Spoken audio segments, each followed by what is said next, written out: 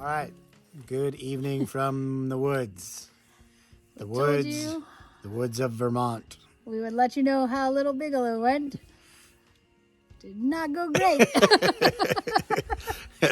So she actually powered up Little Bigelow pretty great. Yeah, the climb went really well. The climb felt good. We were feeling strong and ready to go. Yeah. And then I had a rock scramble.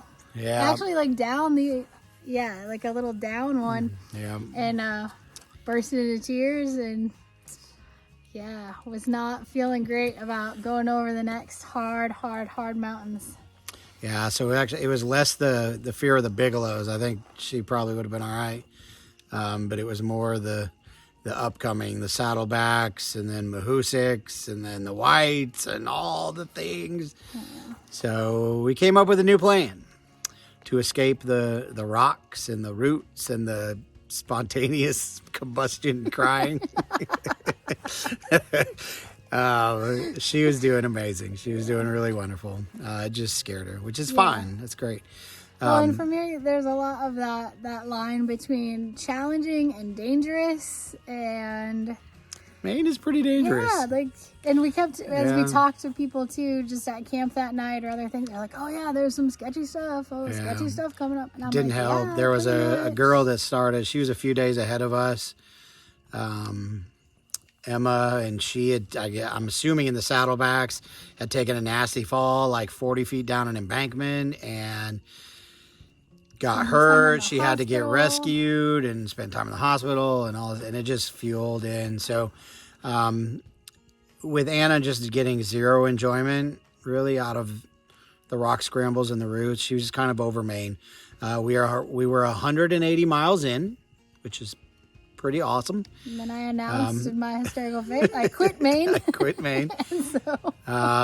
So we quit Maine. There are many beautiful parts of Maine. There are. But the trail in Maine is not always a trail. Yeah, not much of a trail. Anyways, so we turned back around. We went back over the top of Little Bigelow and back down to the Little Bigelow shelter, which was beautiful. And we spent a second night there. And then we headed back down the next morning to Flagstaff Road, arranged a pickup from the Terrapin Hostel, which this younger dude who just opened a brand new hostel, and he was incredibly accommodating. The dude was super cool. Came and got us. A place where lots of shuttles don't come and get you.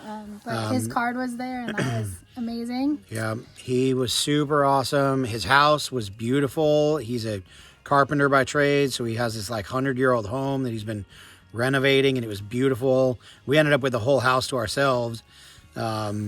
Kitchen with full access, living room, dining room. We had our own private room. It was only $60 a night with AC and everything, so it was really cool. That is in Kingfield, Maine. It was right next to some great restaurants, a good grocery store for resupply. It's really cool. Anyway, so we came off.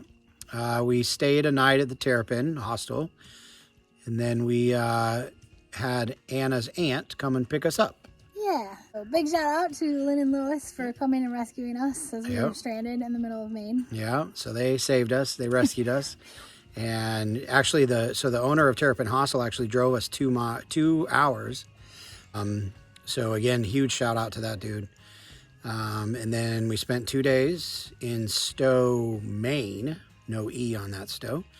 And then hanging out with some of the hanging out with family, baby pigs. It was crazy. It was really cool. They live on a farm, and it was really cool. And then they drove us down to Hanover, New Hampshire, and we stayed in the Norwich Hiker Hostel for one night.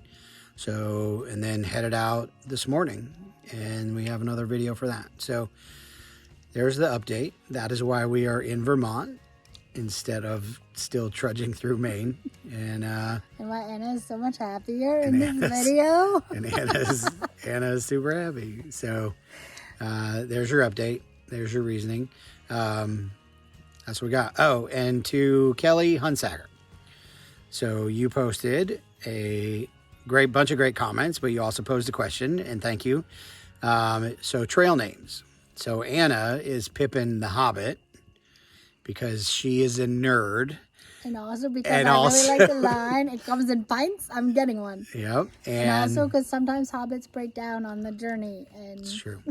So we are on our hobbit walk. So that's where Anna's came from.